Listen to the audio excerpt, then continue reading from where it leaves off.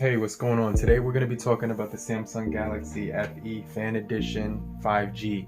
If that sounds like something that interests you, make sure you stay with me, stay locked in with me, and let's go over it right now.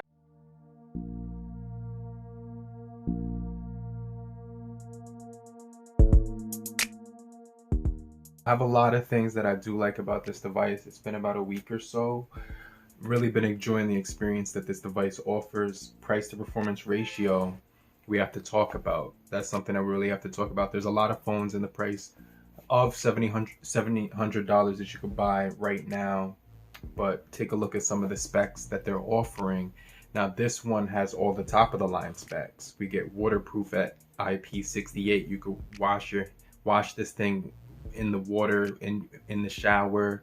You could play PUBG in the shower, in the bathtub if you wanted to.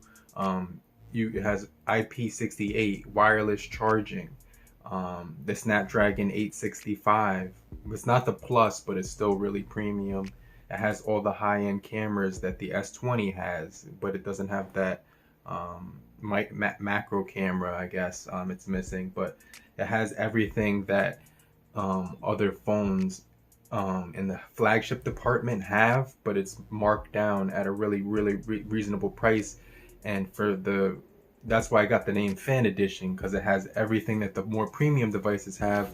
This is going to be packed into compartmentalized into a small package that many people can afford nowadays. Now, if you can't afford phones like this, that's okay. I have a ton of phones that I review that are in the price range of under $200 and even $300. But for $700, this is a really good device. Now, I was able to get mine on Amazon for $5.99 before they increased the price recently. So you definitely want to get your hands on this device, maybe on eBay or a secondhand seller. So it has IP68 waterproofing. You can hold it underwater.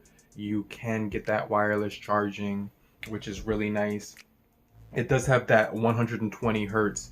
Now you see that my lock screen is called Stand United. Thank me later. But you can see right here, I have this Jordan wallpaper, which that does look really nice. With the it is a 1080 panel, but the 120 hertz make it really nice. The S20 Ultra gives you the option of 120 hertz, but you can't use it with the highest display, so it kind of makes it pointless. But with this device, it makes sense. You can use it with all your applications, all your games, any screen. You can see the scrolling speeds, and it's really cool. Now it's really nice. It's not gonna kill 60 hertz displays. 60 hertz displays still have a lot to offer. It's really going to be good for people who just want that added benefit of having a really nice it just looks cool. That's pretty much it. It just looks cool. Doesn't change anything as far as performance wise, but it does look really good. Now the body of this feels really nice. You won't get fingerprints on it. I haven't had a case on mine this whole time, and it's actually been okay. No scratches on the display, which is really good. Really nice build quality, aluminum edges all the way around. Really good build quality. It does feel pretty light in the hand too. It's not it's not heavy. It's got some weight to it, but it's not heavy. It feels substantial. The in-display fingerprint sensor is actually really good on this one. I've had very few false touches on this fingerprint display. Let's see.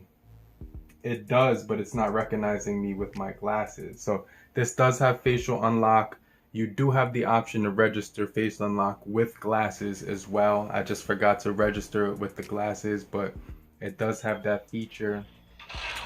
Game performance is smooth.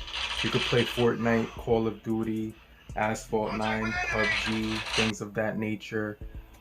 Really good performer here. Multitasking is great. I really like this side option where you can get to your apps just by scrolling on here. You could open that thing up, drag over and drag down, and just like that, you're multitasking within seconds. That's something that I really do enjoy, is that side scroll thing that they're offering. I think it's called Sidebar. It's been out for a while, but it's something that all phones have been actually coming. Realme's came up with their own. Huawei just came up with their own. Redmi has one as well. So this is a really nice device. You can see that that screen looks absolutely beautiful. Really unrivaled. AMOLED display, 1080. Really beautiful. I could mess around with this fingerprint sensor all day, and the fact that it has facial recognition too, just to back it as a secondary option, is cool.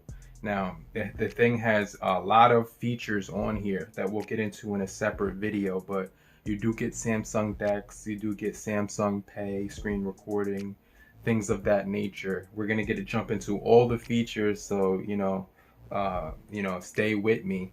But we got a lot of videos coming out with the features on this device as well as some of the performance. Now, as far as the cameras, I was really surprised with these cameras. We're getting some really beautiful saturated colors on the photos. So just like Samsung's color science, it's going to be really colorful, rich colors.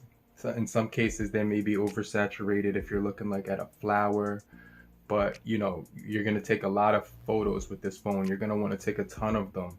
And what's really cool is that on the photos, you can zoom in up to 30 times. On videos, you can zoom in up to 12 times. And on the, you get 4K front on the front facing camera, and on the rear up to 60 frames per second, which is really cool. And when you're using the video, you can actually flip the camera around while you're recording.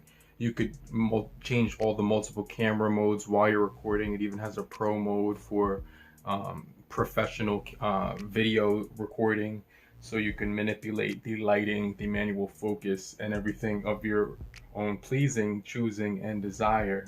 The camera module looks absolutely beautiful. It does kind of stick out a little bit right there. When I put it on the table flat, there's not even a wobble, which is kind of cool. So I'm gonna get a case really soon, shipped to me soon. I'm gonna order it from Amazon, and I'll keep you guys posted with that. United We Stand is the name of this wallpaper, this lock screen wallpaper. So that is crazy. You got all the skin tones right there. So we are united, and we do stand together. And if you have the FE Fan Edition, leave a comment down below. Also, if this video is in the least bit helpful or informative to you, a like would be amazing. So overall, I do like everything about this device. There is very little that I don't like about it. Now, if I was to pull one gripe out of thin air completely, it would just be that one thing that I did notice is that the phone is super sensitive. Anything you could probably touch something by accident, even though it doesn't have curved edges to create a false touch. Like if I wasn't paying attention, and if I put my fingers slightly on over the screen, it would touch an icon that I wasn't trying to hit. So that's one thing, but I mean, that's a good thing. It's really sensitive display, hypersensitive to the touch for that fingerprint. Really beautiful to look at. Now, I put the phone in my brother's hand so he can experience 120 hertz for the first time, and I asked him what he thought about it compared to his iPhone XR, and he said it was a really cool display technology. He liked the speed and the flow of it, and he noticed it immediately. He did notice that it was 1080 and it wasn't the quad resolution, but still really gorgeous display. Probably one of the best I've ever laid eyes on. But that's about some of the things that stand out to me with the FE Fan Edition right now. I'm gonna keep you guys posted with everything that I learn about this device as we go. But I just want to thank you so much for coming through and joining me as we converse about the Samsung Galaxy FE Fan Edition and stand united. But I'll see you guys later. In the meantime, have a great morning, afternoon, evening, and depending on where you are, later, crew. Peace.